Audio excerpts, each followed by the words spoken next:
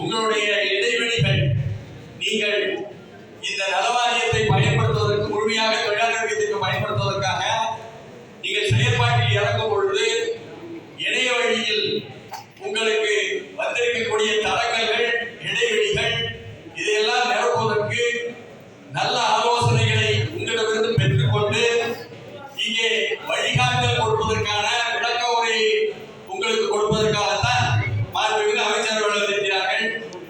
அதனால்தான் நாம் இங்கே குறிப்பாக சொல்ல போனால் இன்றைக்கு தமிழ்நாடு 24 ஆண்டுகளாக இப்படி ஒரு அமைப்புசாரா தொழிலாளர் கட்டுமான தொழிலாளர்களுக்கான நலவாரியம் என்ற ஒன்றை கொண்டு வந்து அறிவித்திருப்பது இந்திய துணைக்கண்டத்திலேயே ஒரு முன்மாதிரி என்பதனால் தான் பாராட்டப்படுகிறது என்று சொல்லும் பொழுது இதனுடைய தொடர் செயல்பாடுகள் உள்ளபடியே சொல்ல போனால் ஆரம்பத்தில் விண்ணப்பதாரர்களிடம் சிறிய தொகை பெற்றுக் கொண்டு செய்த நலவாரிய உறுப்பினர் என்பதை தலைவர் கலைஞருடைய ஆட்சியில் அதை விலையில்லாத அளவுக்கு இலவசமாக செய்வது என்று தொழிலாளருடைய முன்னோடிகளுக்காக தொழிற்சங்கங்கள் சேவைப்படி பெற்றுக் கொள்வது என்பது வேறு.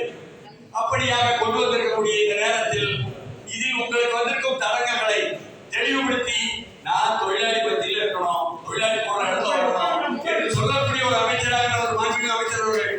இன்னமும் சொல்ல போனால் உழைக்கும் மக்கள் மத்தியில் இருந்து வந்ததனால் மாண்புமிகு அமைச்சர் அவர்கள் நீங்கள் முழுமையாக அவர் உங்களுக்கு வழிகாட்டுவார், உங்களுடைய தடங்கல்களை நீக்கி கொடுப்பார் என்ற நம்பிக்கையின் அடிப்படையில் தான் இந்த கூட்டமைப்பு மாண்புமிகு அமைச்சர் அவர்களுக்கு அழைத்திருக்கிறார்கள் எனும் பொழுது நமக்கு இடையிலே உங்களிடம் வந்திருக்கக்கூடிய குறைபாடுகள் எல்லாம் என்ன?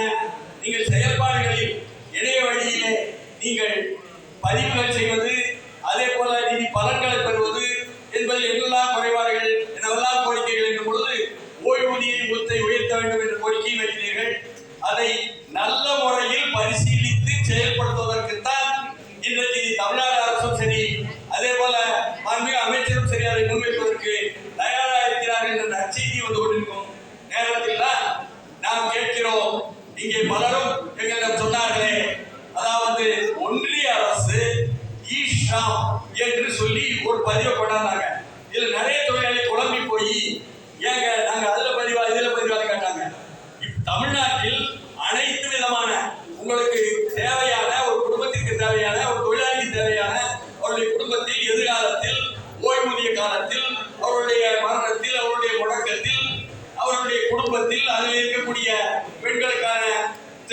காலகட்டத்தில் அவருடைய கல்வி படிப்பு எல்லாவற்றிற்கும் உதவிகரமாக செய்யக்கூடிய அந்த உதவி நிதி பலன்களை கொடுத்துக் கொண்டிருக்கின்ற இந்த நல வாரியம் என்பது நான் ஏற்கனவே சுட்டிக்காட்டியது போல இந்திய துணைக்கண்டத்திலே முதன்மையாக இருப்பதால் அதை தொடர்ந்து செயல்படுத்துவதற்கு தடங்களாக இருக்கக்கூடாது. ஏனென்றால் இது மாநிலத்தின் உரிமை, மாநில சுயாட்சி உரிமை. ஒன்றிய அரசினுடைய எந்த ஒரு உதவியும் இதற்கு தடங்கள் இல்லாமல் இருக்க வேண்டும் என்ற வழிகாட்டலையும் கூட நீங்கள் எதிர்பார்த்திருக்கிறீர்கள் என்பது தெரியும். அப்படிப்பட்ட ஒரு சூழலில் தான் உங்களுடைய கோரிக்கைகளை எல்லாம் நீங்கள் எழுதி கொடுக்கிறீர்கள். அமைச்சரும் அதை கவனித்து நிச்சயமாக உங்கள் நாடி நீங்கள் கூடும் இந்த கூட்டமைப்பு கூட்டத்திற்கு வந்திருப்பதில் இருந்து அந்த செயல்பாட்டில் இருந்து நீங்கள் ஒரு நம்பிக்கையை பெறலாம். ஏன் என்று சொன்னால் உழைக்கும் மக்கள் மத்தியில் இருந்து வந்திருக்கும் மாண்புமிகு அமைச்சர் அவர்கள், அதே போல இன்றைக்கு இருக்கின்ற தமிழ்நாட்டினுடைய அரசினுடைய தலைவராக இருக்கின்ற தளபதி அவர்கள் அவரிடம் எடுத்து சொல்லி கண்டிப்பாக உங்களுக்கான நல் ஆலோசனைகளை செயல்படுத்துவதற்கான வழிமுறைகளை கூறுவார்.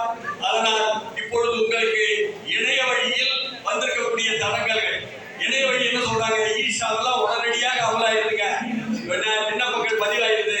ஆனா நம்ம நலவாரியத்திற்கான விண்ணப்பங்கள் உடனடியாக பதிவாக மாட்டேங்குது. அதை கொஞ்சம் துரிதப்படுத்தணும், விரைவுபடுத்தணும் அப்படி எல்லாம் கோரிக்கைகள் வந்துச்சு.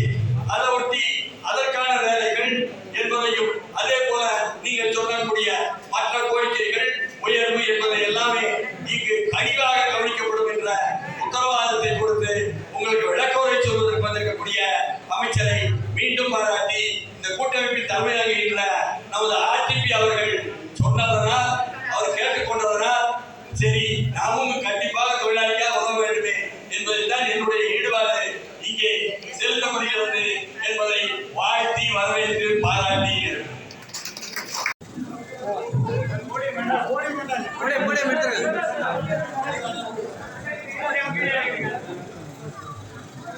அகில இந்திய கட்டுமான அமைப்பு சாரா தொழிற்சங்கங்களின் கூட்டமைப்பின் சார்பிலே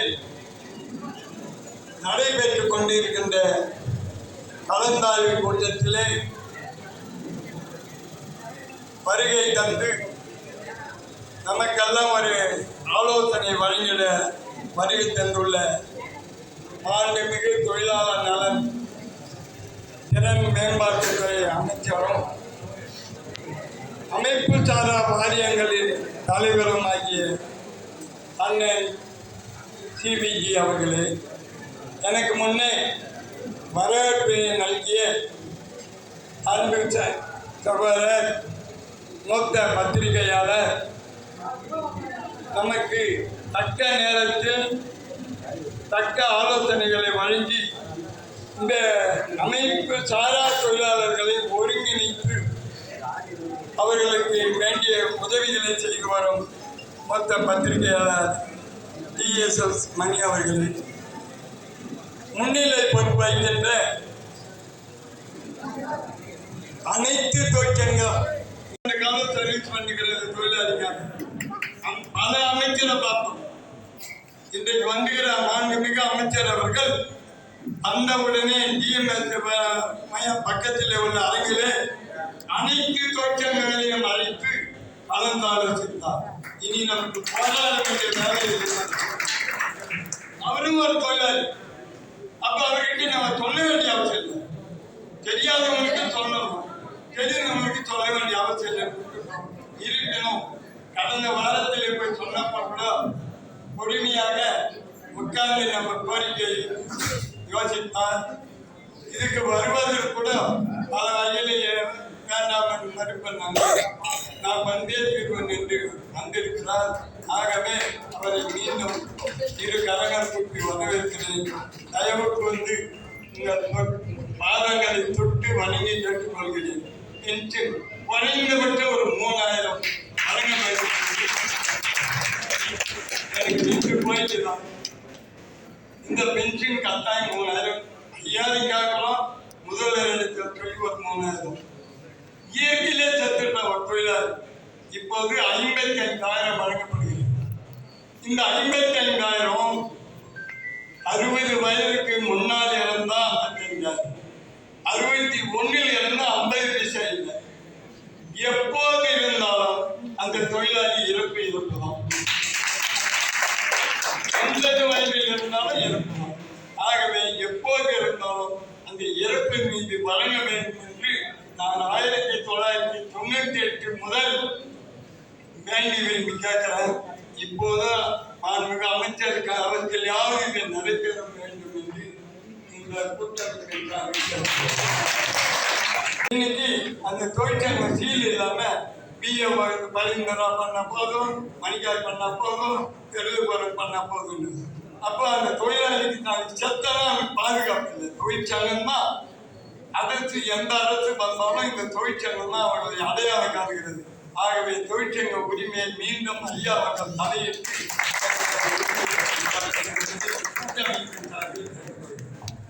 விஓ சான்றிதழ் வந்து அந்த விஓல திருமண உதவி இன்றைக்கு 20,000 ரூபாய் வழங்கப்படுகிறது. அதுல கட்டுமான தொழிலாளிக்கு ஒரு நிதியும், அமைப்பு சாரா தொழிலாளிக்கு ஒரு நிதியும் பாகுபடுகிறது.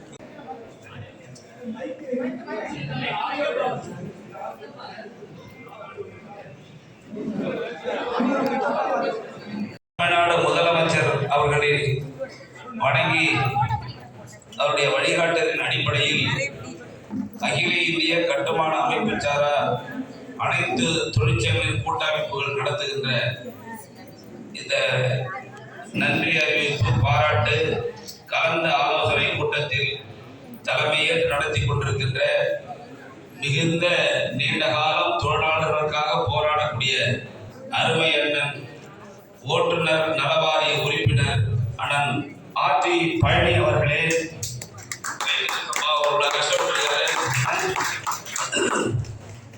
முன்னிலை வகிக்கின்ற அனைத்து தொழிற்சங்கத்தினுடைய பிரதிநிதிகளே, வரவேற்புரையாற்றி பல கருத்துக்களை வழங்கியிருக்கின்ற மூத்த பத்திரிகையாளர் மரியாதைக்கும் போற்றுதலுக்குரிய அண்ணன் TSS மணி அவர்களே, இந்த நிகழ்ச்சியில கலந்து கொண்டிருக்கின்ற FC திருமதி கெர்சி அவர்களே,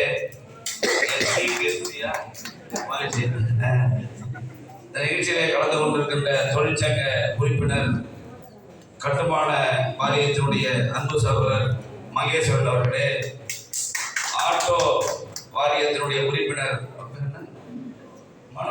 மனோகர் அவர்களே, மரியாதைக்குரிய தம்பி கண்ணன் V கண்ணன் அவர்களே, மற்றும் பல்வேறு தொழிற்சங்கங்களிலிருந்து வேறு கிறிஸ்டியானில் வந்திருக்கின்ற அமைப்பு சாரா நல வாரியங்களுடைய அனைத்து கூட்டமைப்புடைய தொழிற்சங்கத்தினுடைய தலைவர்களே, செயலாளர்களே, பிரதிநிதிகளே, குறிப்பாக அதிகமாக கலந்து கொண்டிருக்கின்ற அன்பு சகோதரிகளே, தங்கைகளே, பத்திரிகை துறை, ஊடகத்துறை, தொலைக்காட்சி நண்பர்களே, இந்த கூட்டத்தை எவ்வளவு சிரமப்பட்டு எப்படியாவது இந்த அரசாங்கத்திற்கு தொழிலாளருடைய கோரிக்கைகளை கொண்டு சென்று நிறைவேற்ற வேண்டும் என்று இங்கே தலைமையேற்று நடத்தி கொண்டிருக்கின்ற மூத்த தொழிற்சங்கவாதி அண்ணன் பழனி அவர்களுக்கு என்னுடைய பாராட்டுகளை, வாழ்த்துக்களை தெரிவித்து, அதே போல பல்வேறு கோரிக்கைகள், பல்வேறு விஷயங்களை சொல்ல வேண்டும் என்று வந்திருக்கின்ற உங்கள் அனைவருக்கும் எனது அன்பான வணக்கத்தை முதலில் தெரிவித்துக் கொள்ள விரும்புகின்றேன். 3 ஆண்டு காலம் முடிவிட்டு நடந்து கொண்டிருக்கிறது. நான் வந்த உடனே நம்முடைய மாண்பு முதலமைச்சர் அவர்கள் என்னை அழைத்து தொழிலாளர்களுக்கு என்னென்ன விஷயங்கள் அவர்களது நலத்திட்டங்கள் சென்று சேராமல் இருக்கிறதோ அவைகளை எல்லாம் உடனடியாக நிறைவேற்ற வேண்டும் என்று நம்முடைய மாண்புமிகு முதலமைச்சர் அவர்கள் சொன்ன காரணத்தினால் உடனடியாக சற்றேறக்குறைய 1,03,000 தொழிலாளர்களுக்கு நலத்திட்டங்கள் வழங்க வேண்டிய நிலுவை இருந்துச்சு. அதாவது 5/7/2021 ஆட்சி பொறுப்பேற்ற உடனே பெண்டிங் இருந்தது 1,03,000 பேருக்கு இருந்துச்சு. முதல்ல கொரோனா காலம் முடிந்த உடனே நான் தான் முதல்ல நம்முடைய மாண்புமிகு முதலமைச்சரையே முதல்ல நிகழ்ச்சிக்கு அழைத்து வந்து நம்ம தொழிலாளர் நலத்துறை தான் முதல்ல கூப்பிட்டோம். அழைச்சி வந்து YMCA மைதானத்தில் முதல் நிகழ்ச்சி வந்து கொரோனாவில் பாதிக்கப்பட்ட தொழிலாளர்களுக்கு நலத்திட்டம் வழங்கினார். 2வது வந்த உடனே 2 மாசத்துக்குள்ளே கணக்கெடுத்து 50,000 தொழிலாளர்களுக்கு வழங்க வேண்டிய கல்வி உதவித்தொகை, குடும்ப ஓய்வூதியம், தனிநபர் ஓய்வூதியம், மகப்பேறு உதவித்தொகை, விபத்து தொகை, மரணமடைந்த இதெல்லாம் வழங்கப்படாமல் 1,03,000 இருந்தது. 50,000 பேருக்கு ஒரே நாளில் முதலமைச்சருடைய திருக்கரங்களால் வழங்கப்பட்டது.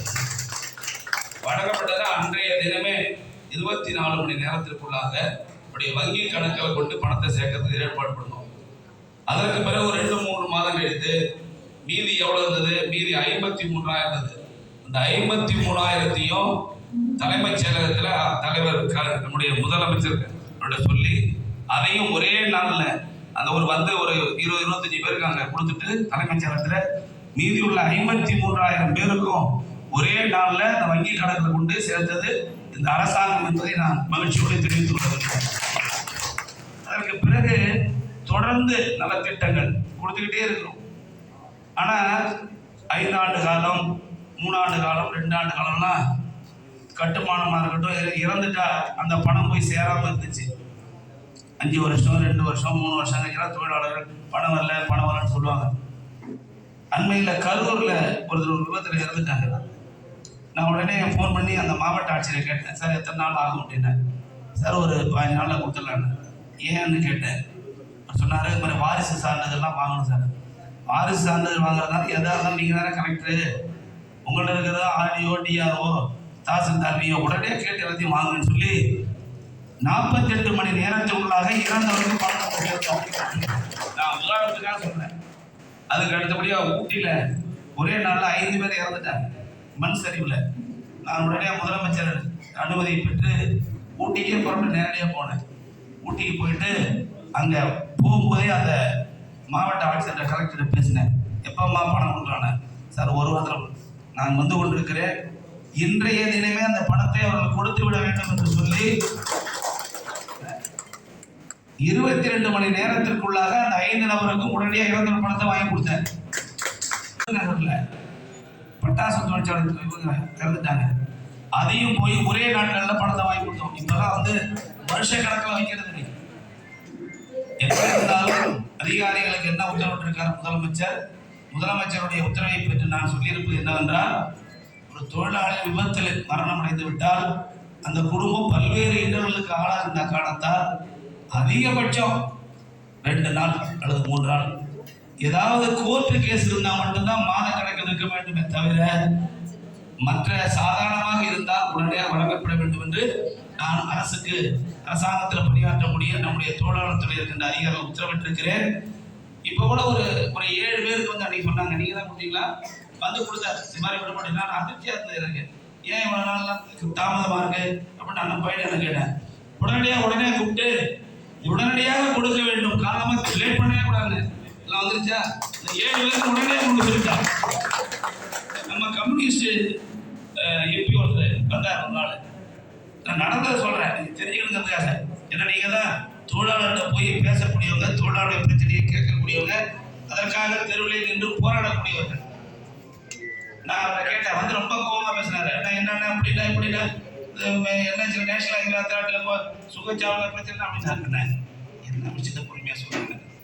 ஒரு 12 கலெக்டர்கிட்ட பேசணும்னு அப்படின்னாரு. 12 கலெக்டர்கிட்ட 30 நிமிடத்தில் அவர் உட்கார வச்சுட்டே பேசினேன். 12 கலெக்டர்கிட்ட பேசினேன்.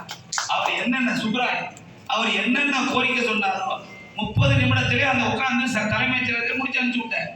அவர் உடனே சந்தோஷப்பட்டார். இப்படிலாம் நீங்கள் பேசுறது தெரியாதுன்னாரு.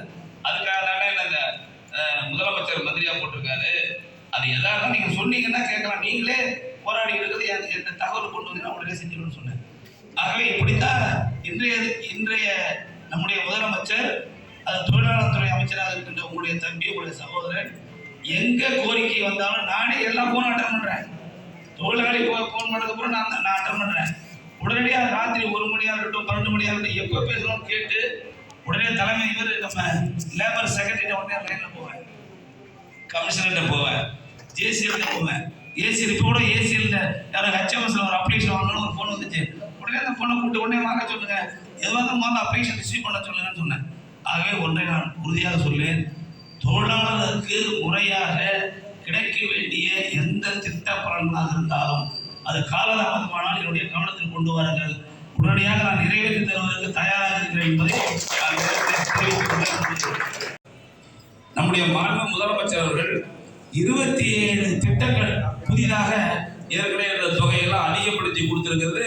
27 திட்டங்களுக்கு இப்போ நம்முடைய இதுவரையிலும் 7/5/2021 இருந்து நேற்றைய வரையிலும் எவ்வளவு பேருக்கு நம்ம பணம் கொடுத்துருக்கோம்னா, நீங்க காசு கேட்டு 23,70,288 பேர் கொடுத்துருக்கோம்.